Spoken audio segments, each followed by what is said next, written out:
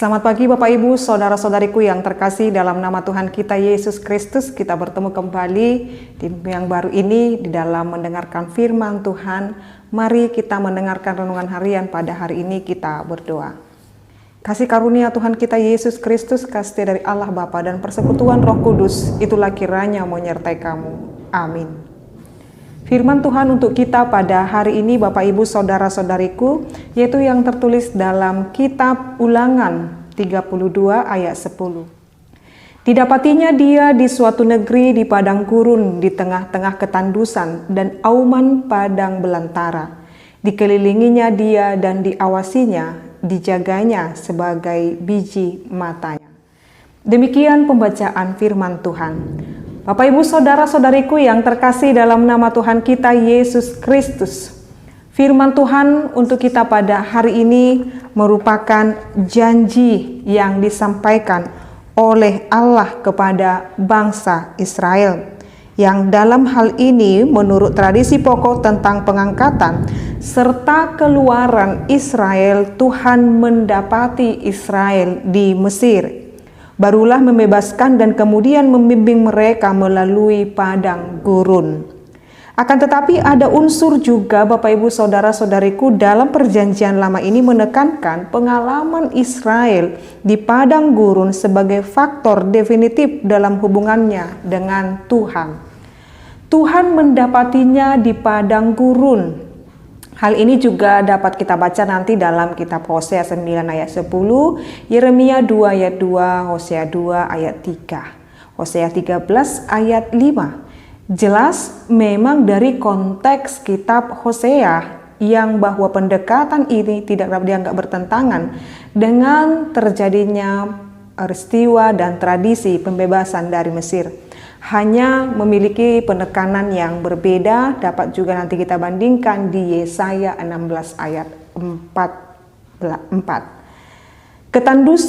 Ketandusan sengaja dikontraskan dengan kelimpahan yang dinikmati di negeri yang dijanjikan itu, untuk menekankan betapa ngerinya sikap umat yang tidak tahu berterima kasih atas segala kebaikan Tuhan. Jadi jikalau kita melihat sikap bangsa Israel di padang gurun itu Bapak Ibu, itu menunjukkan bagaimana mereka kurangnya atau bahkan tidak taunya berterima kasih. Kata ketandusan adalah terjemahan kata Ibrani dari tohu. Dapat nanti kita bandingkan dalam Kejadian 1 ayat 2. Dalam hal ini Bapak Ibu, ketandusan ini menunjukkan kekosongan yang tiada bentuk, belum berbentuk dan kosong, atau kacau balau. Ketandusan yang demikian Bapak Ibu Saudara-saudariku yang dialami oleh kehidupan daripada bangsa Israel itu sendiri. Tetapi dengan sifat atau kehidupan bangsa itu di dalam ketandusannya, Allah mengatakan Allah akan menjaga mereka, Allah akan membimbing mereka, lalu Allah akan selalu bersama-sama dengan mereka. Dikelilinginya dia dengan diawasinya. Dikelilingi dan diawasinya, ini bentuk pemeliharaan Allah kepada bangsa Israel sendiri.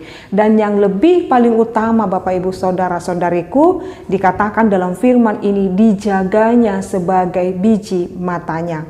Dijaganya sebagai biji matanya dapat nanti kita juga bandingkan dalam Mazmur 17 ayat 8. Biji mata merupakan bagian badan yang paling dihargai oleh manusia, sehingga dipelihara dengan paling seksama.